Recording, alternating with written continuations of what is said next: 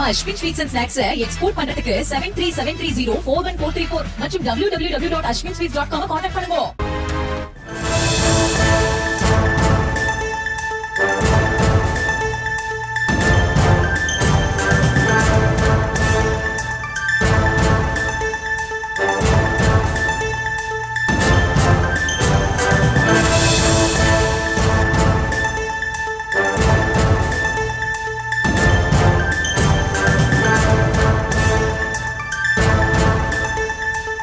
அண்மை செய்தியை பார்த்து வருகிறோம். தமிழக மீனவர்கள் 12 பேரை விசைப்படகுடன் இலங்கை கடற்படை சிறைப்பிடித்து வைத்திருக்கிறது.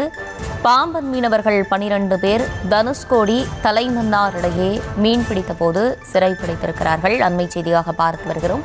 கூடுதல் விவரங்களோடு இணைகிறார் நம்முடைய செய்தியாளர் பூபேஷ். வணக்கம். விரிவான விவரங்களை வழங்கலாம்.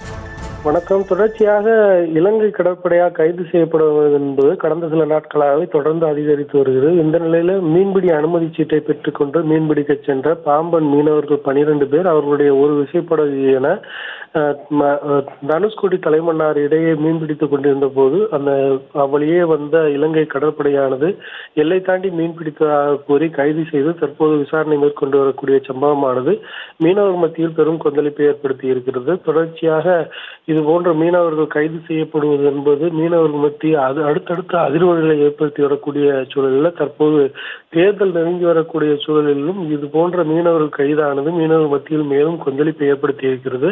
நீண்ட நாட்களாக மீனவர்கள் தரப்பில் வைக்கக்கூடிய தங்களுடைய வாழ்வாதாரம் கருதி இந்த பிரச்சனைக்கு நிரந்தர தீர்வு காண மத்திய மாநில அரசுகள் நடவடிக்கை எடுக்க வேண்டும் என்ற கோரிக்கையை தொடர்ந்து வலியுறுத்தப்பட்டு வரக்கூடிய சூழலில் இன்று அதிகாலையிலேயே 12 மீனவர்கள் அதே போல அவர்களுடைய ஒரு விசைப்படகு கைது செய்யப்பட்டிருக்கக்கூடிய சம்பவமானது பெரும் அதிர்ச்சியை ஏற்படுத்தி இருக்கிறது. உடனடியாக இலங்கை சிறையில் வாடக்கூடிய அனைத்து மீனவர்களையும் அதே போல அவர்களுடைய வாழ்வாதாரமாக இருக்கக்கூடிய படகுகளை மீட்டு வருவதற்கு அரசுகள் விரைவான துரித நடவடிக்கையை மேற்கொள்ள வேண்டும் என மீனவர்கள் தரப்பில் கோரிக்கை விடுக்கப்பட்டுள்ளது.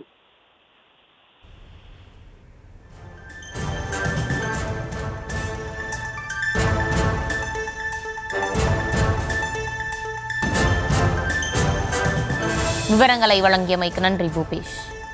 நம்ம Ashwin sweets and snacks export பண்றதுக்கு 7373041434 மற்றும் www.ashwinsweets.com கான்டாக்ட் பண்ணுங்க.